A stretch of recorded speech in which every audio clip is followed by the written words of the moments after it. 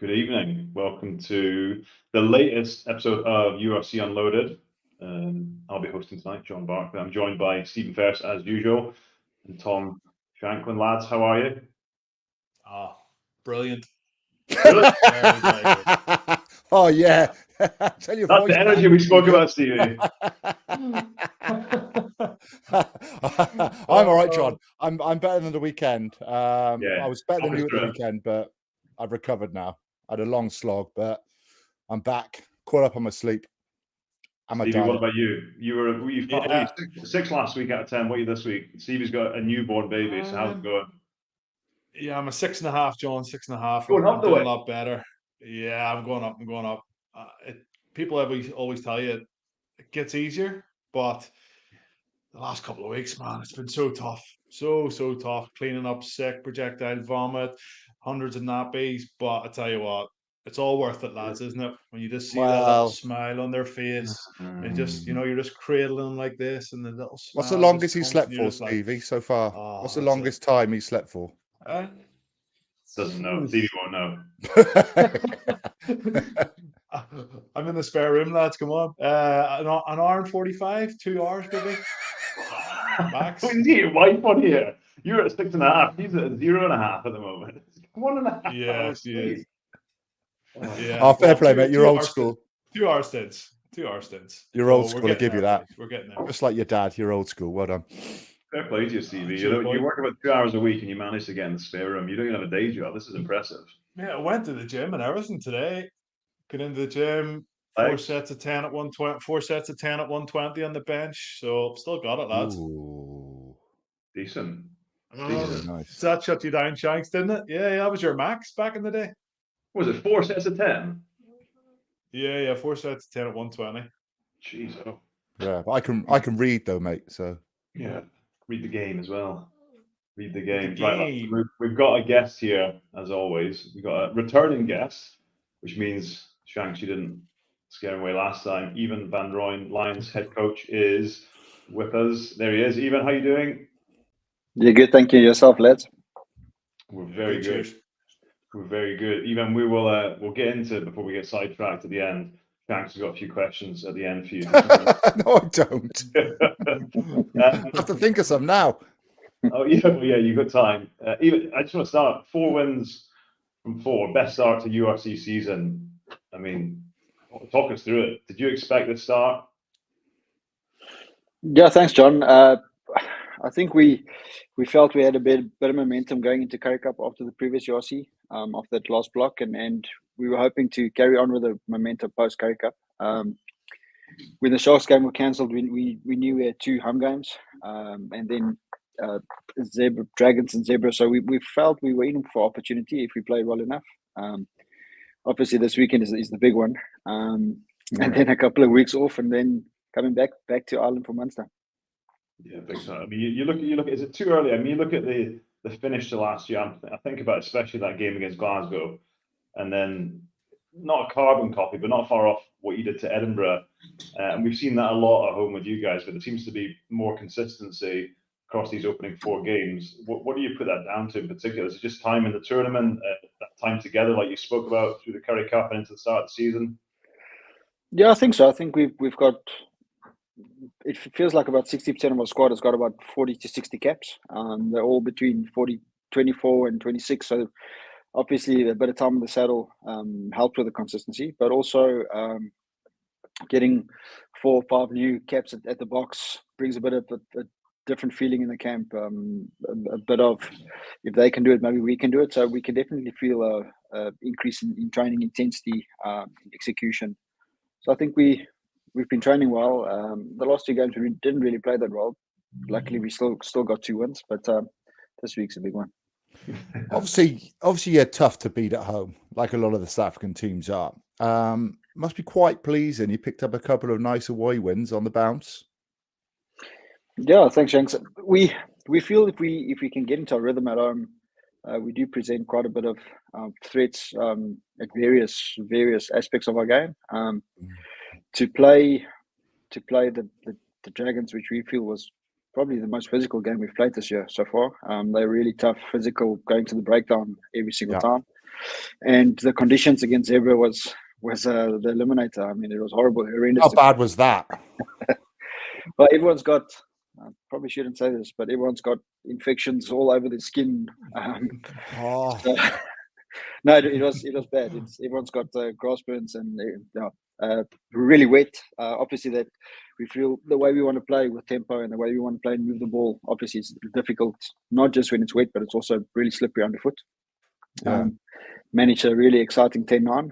So One try, a classic. But I suppose you had to play differently though, didn't you? Because the first couple of games we saw, quite a high tempo, elusive Lions team, and then you sort of had to roll up the sleeves a little bit, probably be a bit more physical, a bit more pragmatic, but still pleasing to win different ways.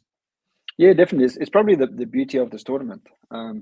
Different conditions, different playing styles, different philosophies, different nationalities. So, yeah, like I said, we were impressed and surprised by the physicality of the Dragons.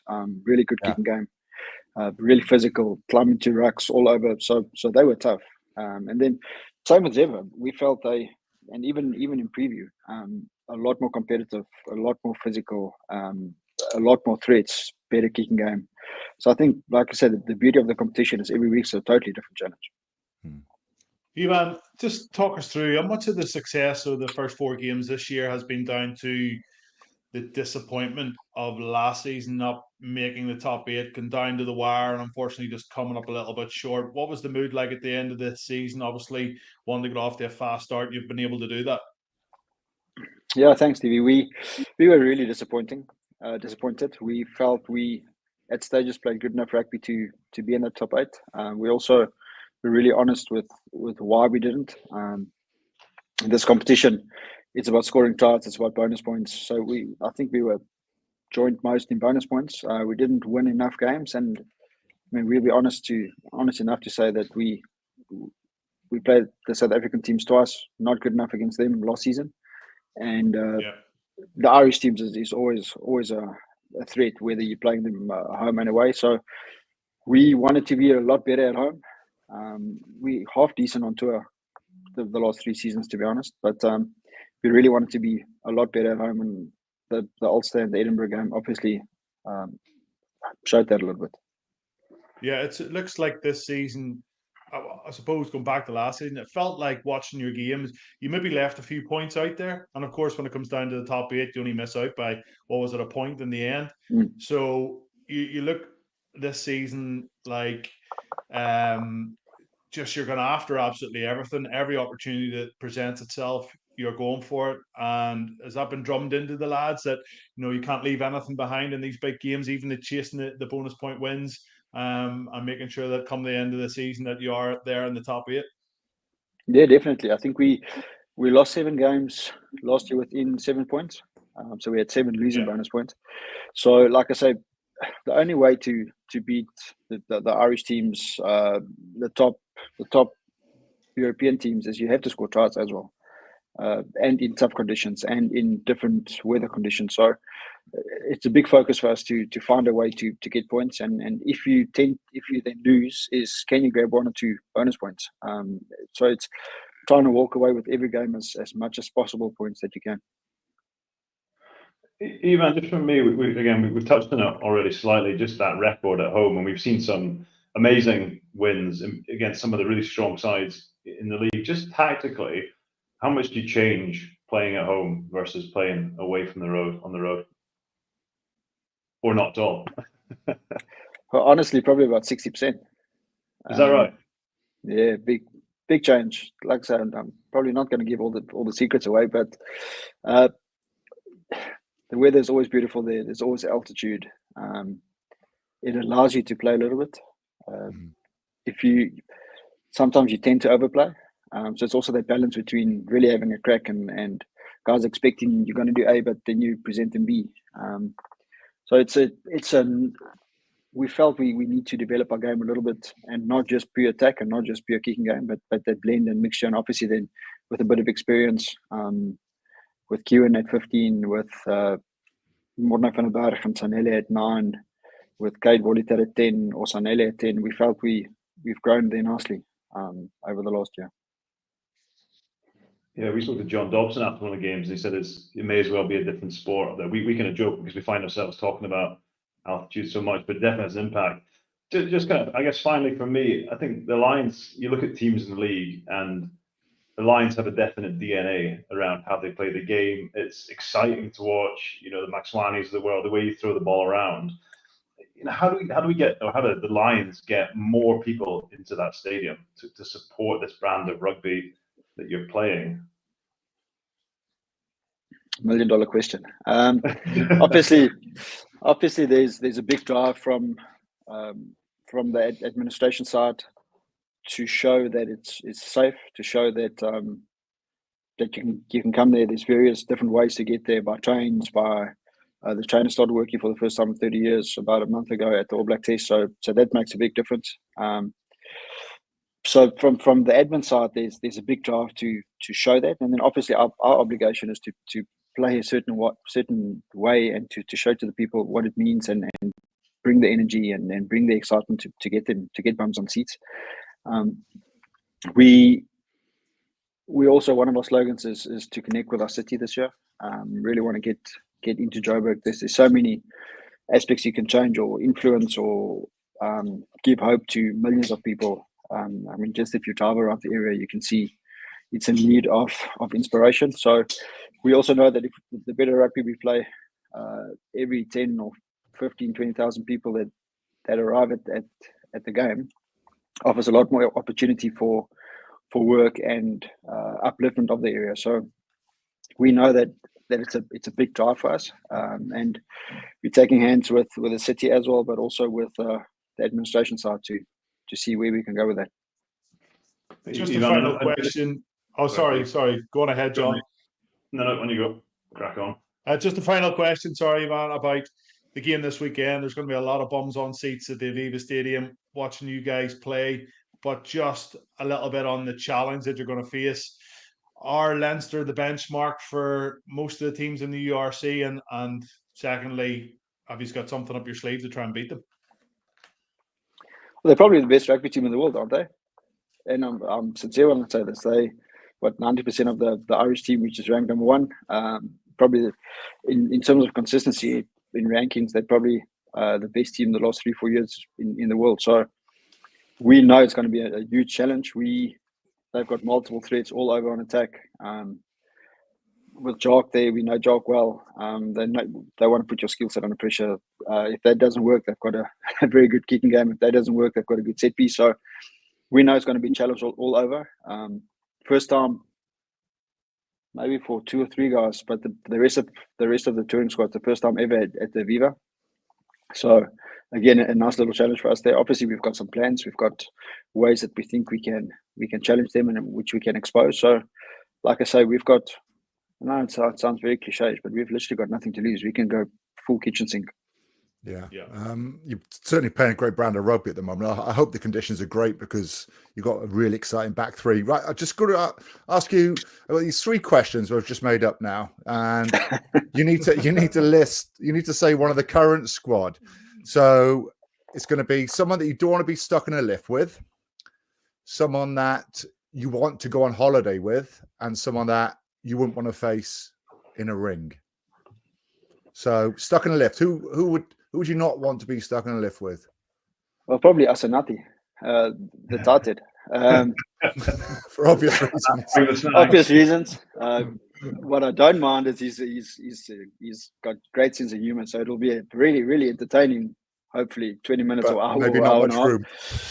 The room, maybe not that much. Okay, holiday then. Who would you want to go? Who would you take on holiday, or who could you go on holiday with? I'll probably go 2. So the one is Marius Lowe or Jaco Pisaki. Proper Tommy tourist. They will Google all the hotspots. They will take you there every night. Nice. They travel all over the world consistently whenever they can. So I think those 2 guys will be culture vultures. And who would you not want to face in a ring or an octagon? Rowan Venter, 7 flank. really like Yeah. hurting people. Good Good answer. Great answer. Good Ivan, answer. thank you so Love it. much for your time. Good luck this weekend against Leinster. Certainly from my side, I'm sure the rest of the lads will be supporting you. Good luck for the rest of the season because you're playing some amazing stuff, and we'll speak to you soon. Thanks, guys. Appreciate it. Brilliant. Enjoy. Thank you. Thanks, Mel. Cheers. Mate, I their loved back it, three- Shanks. Well done. back Well three's done. Well electric. done. Their back Yeah. three's electric, boys. Exactly. Honestly, like Horn is an unbelievable player. I just wonder Like, how long he's not. all these guys. You know, That is the the big thing, yeah, because you'll have Yeah, Northern yeah. Hemisphere, you'll have France, Japan knocking on the doors. Van der Merwe, Edward Van der Merwe. Yeah. Oh, he's I mean, ridiculous. the talent. Yeah, it's a Max good question, though, Wane. John. Good question, John, about the getting on the bums on seats, because Yeah. every time we flick on the TV, I know most of the crowd are sitting in the shade, like, and there are maybe 78, 10,000 that are going to support it. But geez, I would love to go and watch that rugby every single week when the sun's shining, couple of beers, watching your Yeah. star players. Like, it's they're such an unbelievable side when they get going. So, it was a great question. It's mad when you think about what his answer was, though, and his first thing he said was, "We've got to convince people it's safe." And then the second one, their train's not worked for 30 years. You realise like the hurdles they're up against just to try and infrastructure, the politics, the economics of the whole thing. So I'll tell you the biggest thing, John, as well, just playing like they're doing and winning. yeah, 100%. You can't ignore that. Like, we can't ignore it, how well they're playing. I mean, the big test now is Leinster, and that is going to be tough, but we'll actually see, I suppose, how close they are to being one of the top teams in the league. But 100%. I'm loving watching them. Yeah, mate. When we got our schedule for the year and I see those lines, I'm like, yes, it's gonna be a good game. Like, regardless, it's gonna be entertaining. It's gonna be fast. So Yep. yeah, we'll keep watching them. Right, we'll get into the reviews, lads. I think most of the results ish went to plan at the moment. We'll start with Ulster against the Ospreys. I think we're going to see. Are we going to see? No, we're not going to see hear the Nathan Doak player game. We'll hear that in a second. Steve, you were there, and so were you, Shanks. Yeah, No, I wasn't there. But I sat in the house listening to Shanks on commentary. It was a good game, really good game. Fast start by Ulster. Jacob Stockdale with a couple of tries. Young James McCormick with a couple of tries. And yeah, I know I was texting you, Shanks, and you think the Ospreys are going to be okay this year with the amount of injuries that they have. I think you sent me, was there 7 or 8 lads? Ratty, Baird, Botha, Williams, Walken, Lake, Comber. Yeah, just so many lads out, and they will be much better. But like, I think Ulster were pretty good for the most part. They're really good this season with ball in hand. They're keeping the ball alive, not making too many errors. Their discipline for me is still bad. Like 15 penalties in the game, a yellow card. I know you might want to talk about that again, Shanks, with Harry Sheridan. Was it a yellow? Was it a red? I think maybe, in my opinion, it was the right decision. The week before against Connacht was 15 penalties. The week before, and a yellow card. The week before that was 16 penalties against the Bulls and a yellow card. So, like, this is something that they're going to have to address. But they're scoring cracking tries. Jacob Stockdale's hitting form. They have a couple of guys honestly, great form. Really, great really good form. Think he's in line for an Ireland recall, Stevie? Yeah, I do. I really do. Does he start though over Hansen or Lowe? No, well, he plays on the left wing, doesn't he? So he'd be playing instead of James Lowe. So I can't see that happening. Like, James Lowe is one of the favourites, like, both on and off the pitch. So yeah, I think he's definitely get a game. Like, he'll start a game. I hope it's not just against Fiji and he gets a game against Australia or starts against Argentina. But it's going to be pretty fierce autumn internationals. There's going to be injuries that are going to be picked up. Mac Hansen didn't play at the weekend there. He was out for a large part of last season, like, hasn't hit the same form straight away. So we just don't know. Like, but these Leinster boys are playing unbelievable rugby too. But no, I think he's definitely in with a shout. I think I think it was a yellow card for Sheridan because he does dip with his legs. There has to be a mitigating factor when a player dips. If two heads collide or a shoulder collides with a head, if they're upright, then there is no option. But if they are making a genuine attempt to wrap and dip, then I think it should be a yellow card. I think the ref got it right. They've just way more physical, Stevie Ulster, have way more power, way more size. There was a lot of chopping and changing with the Ospreys team. Quite a lot of academy players coming through, and just nowhere near really winning that game, which you'd expect. With small squads that a lot of these Welsh teams have, like I said pre-game, you have to target games. You can't go out full hit every single game. There's a rugby operating manual in Wales where internationals can only play a certain amount of games. Those games depend on, I suppose, the hierarchy of where you are in the pecking order internationally. So I think it's probably it's a sensible option to rest them as long as they beat Edinburgh at home next week. Yeah, they got to. I just wonder, Stevie, with Ulster, people aren't expecting a huge amount from them last year. And you go back a year or two ago, and everyone's saying they got to win something. They got to go top tier. They got to win something. I just think you look at them, and they actually look like they're playing with a bit more freedom, ball in hand. They seem a bit less shackled, a bit less expectation. I think they're going to get better and better as the season goes on, with guys coming back from injury, a bit more confidence. They've got some good wins. They've ground out wins. I'll be pretty happy with it where they are. Agreed. Yeah, it's amazing. It's amazing how quickly it turns. Because they go away to South Africa, they take a couple of beatings. Confidence is low. They could have lost the Connacht game very easily, but they didn't. They hung in there. That gave them momentum to go into this game against the Ospreys and show what they can really do. Played really well. Now they've got a big challenge going away to Cardiff, and if they can get a result there, then all of a sudden they've got Leinster at home, I think, and then into European games. So yeah, it's turning quickly, and Richie Murphy has them playing like a fast, really fast brand of rugby. And I think it was last year you were saying about Glasgow, John, and you were like, look, the players that Glasgow had, this is their time to go and win things. They are such a quality side. A couple of world-class players in there. I don't think Ulster are quite there yet, but Richie in 2 or 3 seasons that's what he's trying to aspire to. So, and one guy who's maybe going to help him along the way is Nathan Doak, who has come off the bench at the weekend there and played really well.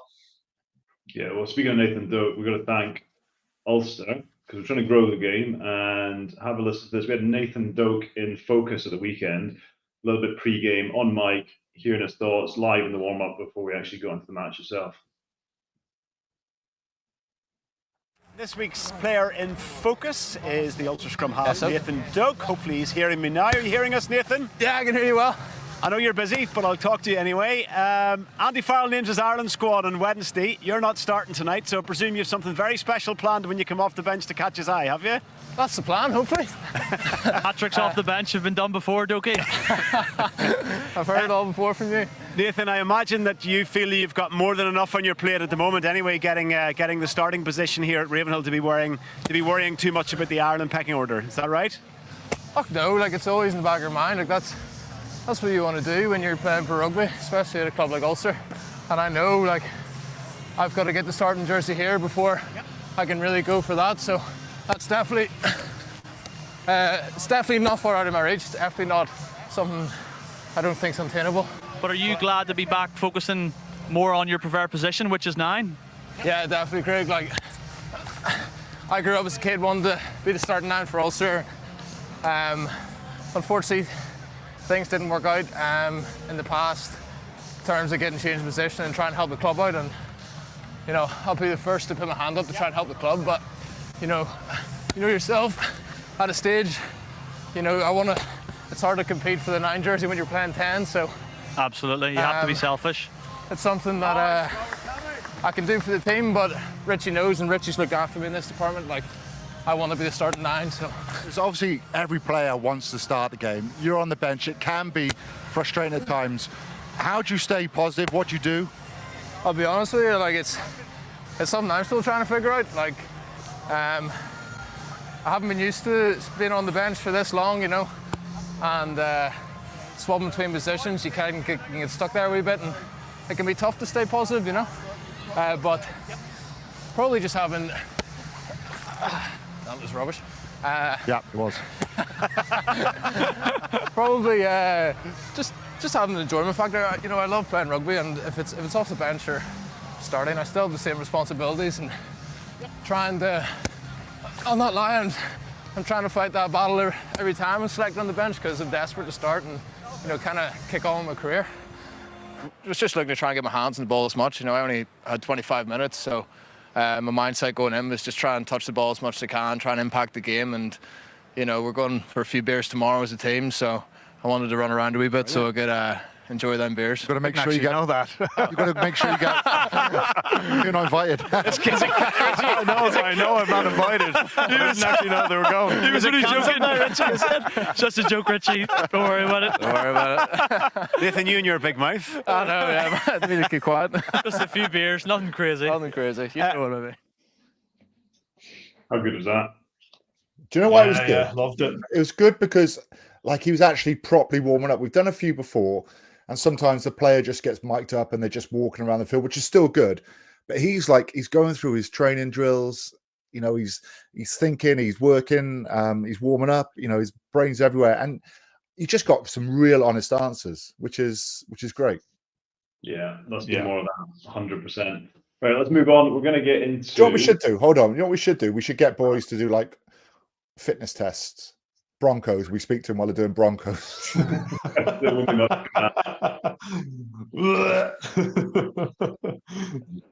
we had Wilson doing it last year? That was Yes.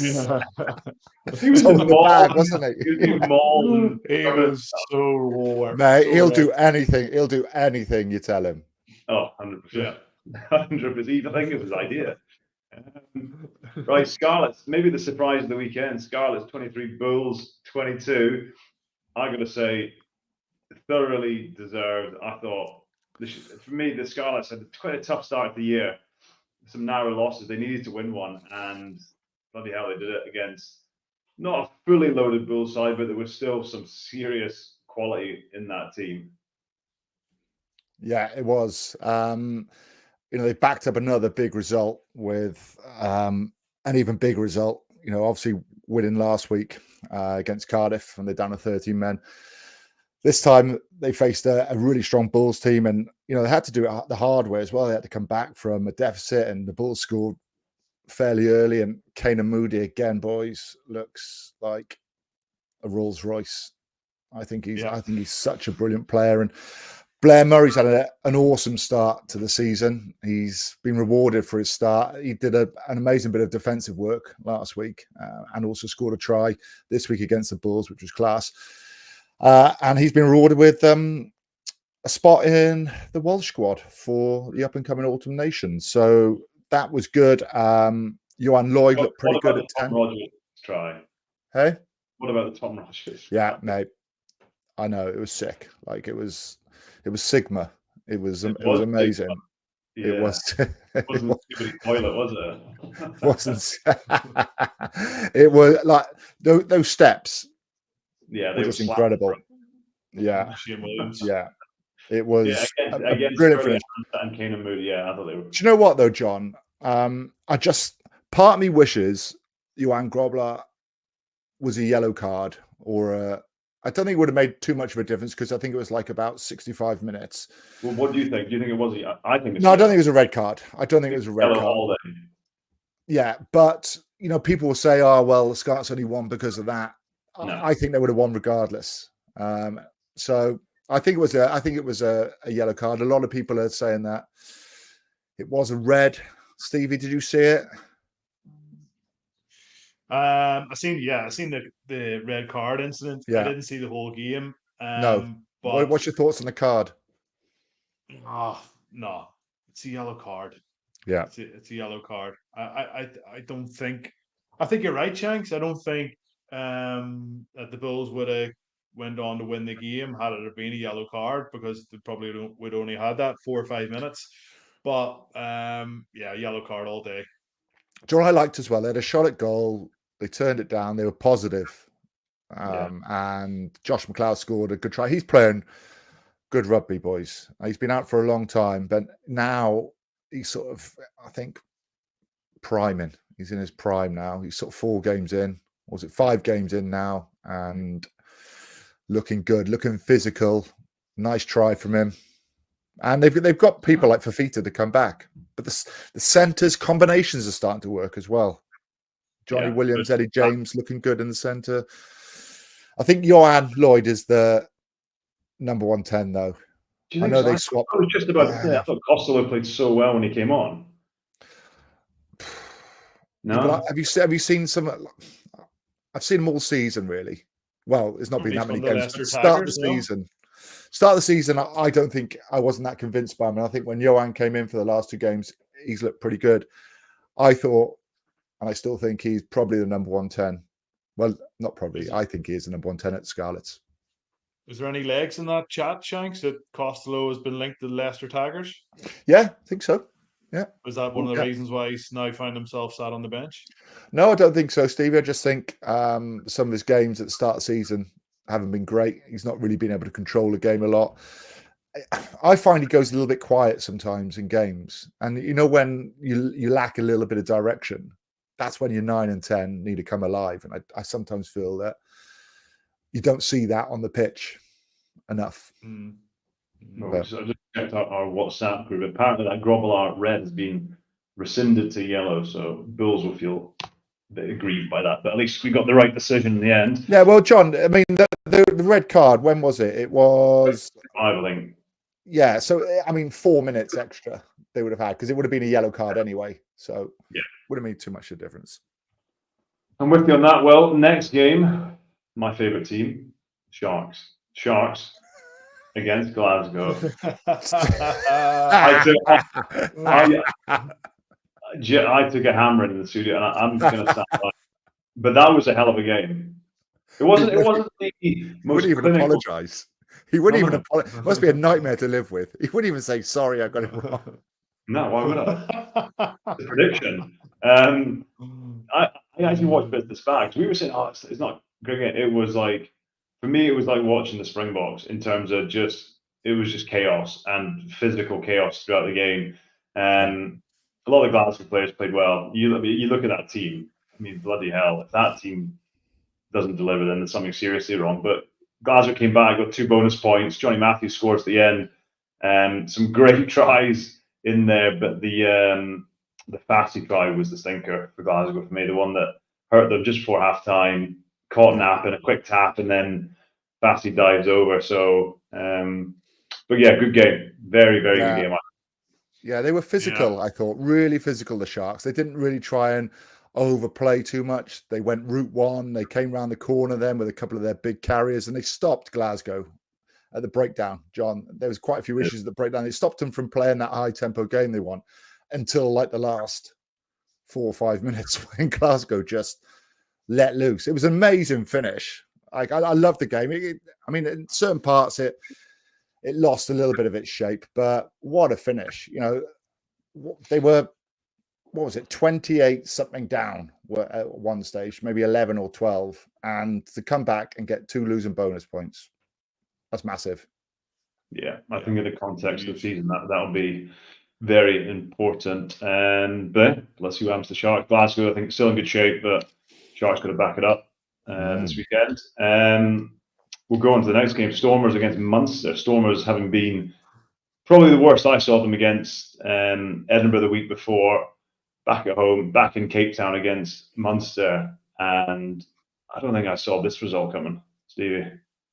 Tell me this, lads. Is Manny Lebock injured? Or what's the story? Why is Willem He didn't play last week either, so yeah, I'm not sure. No. Yeah, because I was like, as soon as I seen the team sheets, it was like, geez, I'm not really sure. That didn't really go to plan last week, did it? But he got man of the match. He was brilliant. He had a drop goal on late in the 67th minute or something like that. Take the score out to 27-19, sort of killed the game off. I know they scored another try at the end. But I thought they were sloppy, Stormers, in the first half an hour. Gave Munster numerous opportunities. But Munster, a bit like Leinster, in the Leinster game the week before, they just weren't clinical enough. And I know Graham Roundtree touched on it time and time again in his post-match interview after the Leinster game. Like, they should have had another 2 or 3 tries in this match. And they do bring on the bench. They seem to get a little bit stronger. Gavin Coombs started on the bench. He came on, made him an impact, obviously scored a good try. But I think Munster are going to be fine. I think they're going to be fine. This result won't define them, as won't the result last week against Leinster. They've had so many guys, a bit like the Ospreys, to bring back in key positions as well. And yeah, their side is obviously going to be hurt by losing by 34 points away to the Stormers, but the game didn't feel like that. It didn't feel like they were nearly 15, 16 points worse off than the Stormers. So yeah, lots to work on. But I tell you what, the Stormers, Hartzenberg, Rian Nell with a couple of tries. The backline, Zas was good. Willemse was ridiculous at our half. And with Manny Labak coming back in, hopefully over the next couple of weeks, Willemse come back to fullback. Yeah, just incredible backline. So all in all, it was a good game, guys. Enjoyed it. Yeah, there's some crackers this weekend. We were at the Edinburgh Cardiff game. We'll look at that one next, Shanks. I leave, and I've left the Hive a few times in recent 6 months and been deflated, even when they've won. That's probably one of the few times I've gone and I've left the game and I thought, and you could tell, I was speaking to people afterwards, and I bumped into Andy Irvin, and he was saying similar. There was a real energy around Edinburgh, which we've not seen. And you saw early in the first half, Ali Price's quick tapping, and it wasn't perfect, but their energy and willingness to play with the ball, play what's in front of them. The Darcy Graham try is a good example of that, because Hamish was just playing in front of them. Picks and goes. Darcy Graham was class. Duan van der Merwe was brilliant. We saw more of Tuipulotu than we've seen probably all season, but I thought, yeah, Edinburgh deserved the bonus point. I did feel a bit for Cardiff because they were really in the game, but then discipline and set piece and line out in particular just completely crumbled in the last 30 minutes of the game. We couldn't believe it was 3-5 half time because there was so much action going on. It was from one side of the field to the other, just such high tempo, a lot of mistakes, but you're going to get that in that type of game. Second half, though, Edinburgh set piece was a lot better. They were a lot more physical, I thought. I think that there's a couple of key instances for Cardiff that look back on and think, wow, we should have scored there. One would be just before half time. Thomas Young picks and goes, but he's blatantly offside. It's like half a metre out, goes to score. If he leaves that ball, there's a chance for Cardiff to score left or right. They had penalty advantage anyway, but they don't score from that. Then you got Evan Lloyd, makes a break from his own 22, gets 10 metres out, and then the ball's recycled and Josh McNally knocks it on. And then you've got there's either 3 or 4 lineouts which were all over the shop. And Edinburgh just took their chances.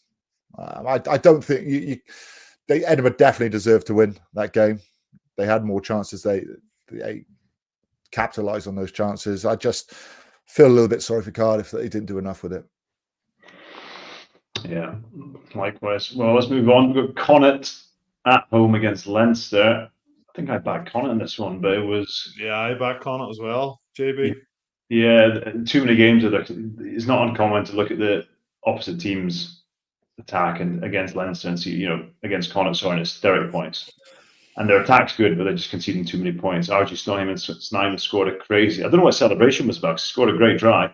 One of the big talking points is the Bundy Aki hit. Great hit. Going around. Great hit.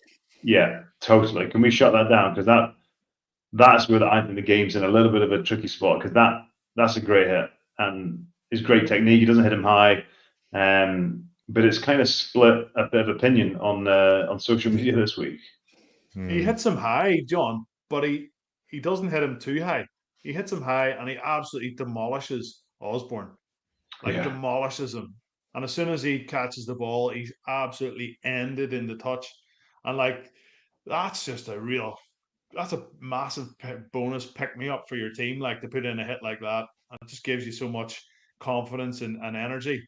So, I thought Bundy played a lot better this week than he did against Ulster the week before. He had a lot more involvements. I thought Hugo Keenan for Leinster was just off the charts good. I think Connacht made a lot of line breaks.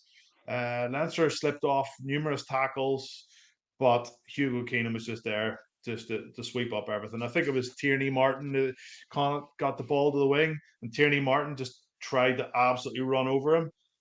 and Hugo Keenan just boom stopped him in his tracks. There was a little knock on, or ball went to ground a couple of seconds later, and it was another big win for Leinster. So he is just so key and pivotal. Is that a word?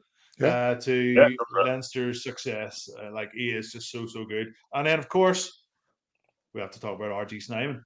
RG Snyman. What was all that about? Unreal. How good's he been?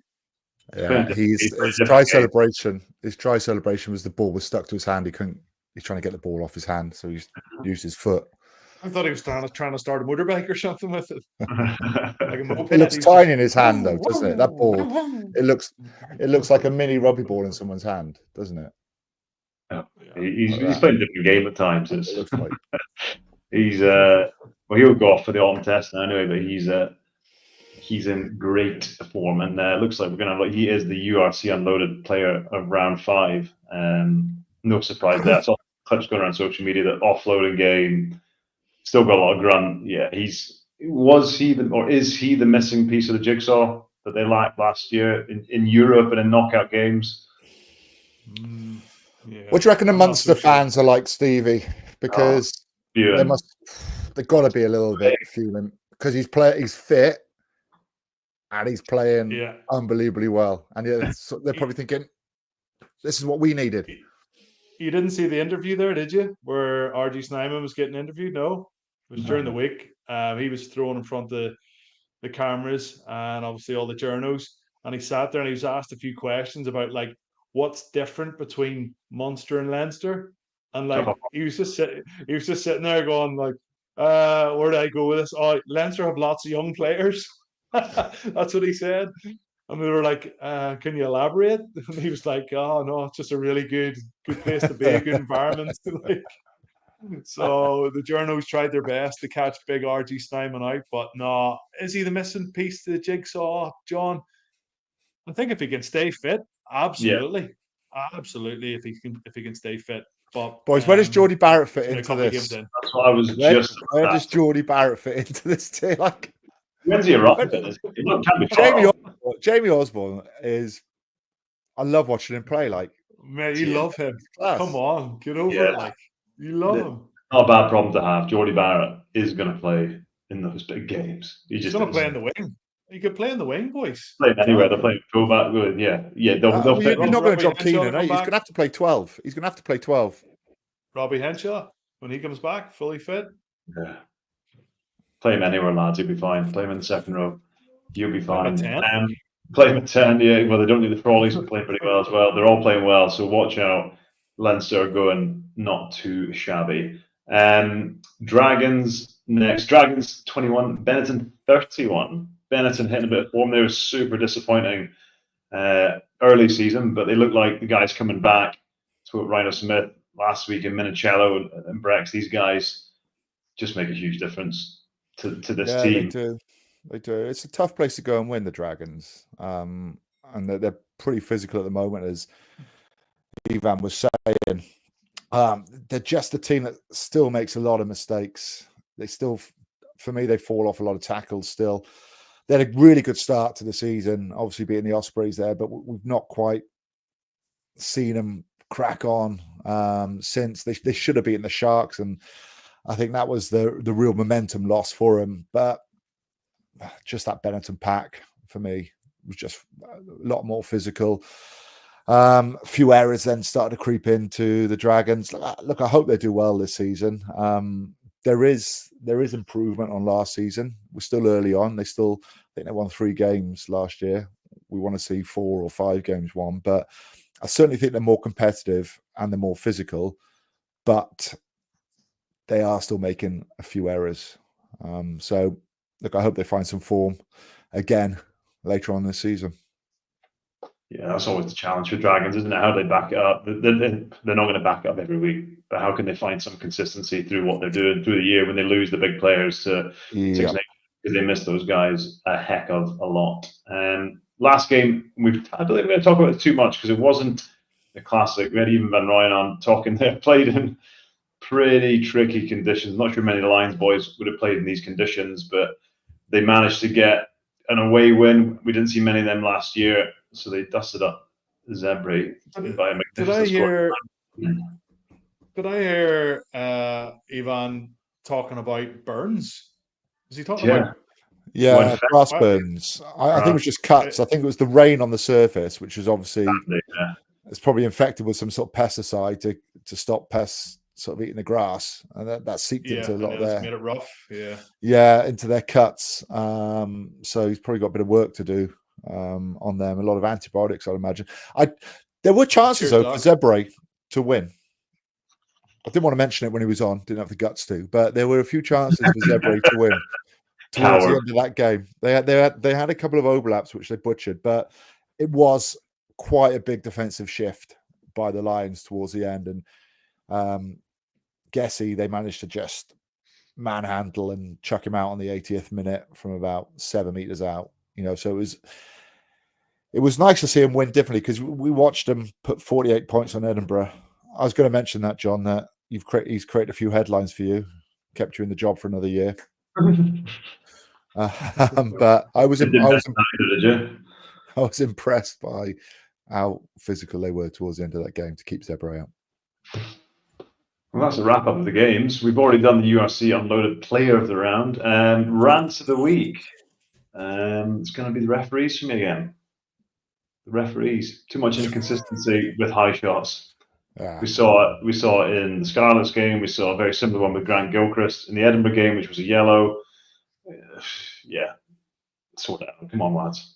Yeah, no, we don't want to see red cards. We don't want to see red cards. No. If it's an obvious red card, yeah, but we don't want to see red cards in a game, because we went through this period maybe 12, 18 months ago where red cards were just nearly every weekend, and it does ruin games. So we don't want to. Here's a question. Are you, and you as well, Stevie, are you in favour of the 20-minute red card? No. No. Probably not now, because I think we're getting it right. We're getting more calls right than wrong, even though there are some dodgy ones. I think we're looking for mitigating factors, because there'll always be head contact. We're trying to limit it. So I think maybe 2 years ago I'd have said yeah. Yeah, I agree. I agree with him. Anyone else got a rant of the week? I have. It's a crap one. Yeah, mine's a bit crap, but it's to do with luggage at airports. Like, some airlines have different size luggages, others don't. Name them. There's not one size that fits all, basically. True life, though. It's super annoying. It really annoys me. Can we just have like a universal size luggage that you can take on Emerald, you can take on Aer Lingus, you can take on EasyJet, you can take on Ryanair? Just sort it out. Yeah, third world problems. Yeah, I've got a quick one. It sort of annoyed me. Like, I'm just so used to seeing John Cooney like strike the ball so well off the kicking tee, and that's my rant. That he was only 50% off the kicking tee, so he needs to sort it out. Sort it out, John. Yeah, come on, JC, sort it out. It'll be in his journal for sure. He'll be working on it this week. Final thoughts. Got the round 6 preview. The last round before the 4-week break for the internationals, which you're all looking forward to. Everyone will be doing some work there, I'm sure. So whiz through these, lads. There's some crackers in here again this weekend.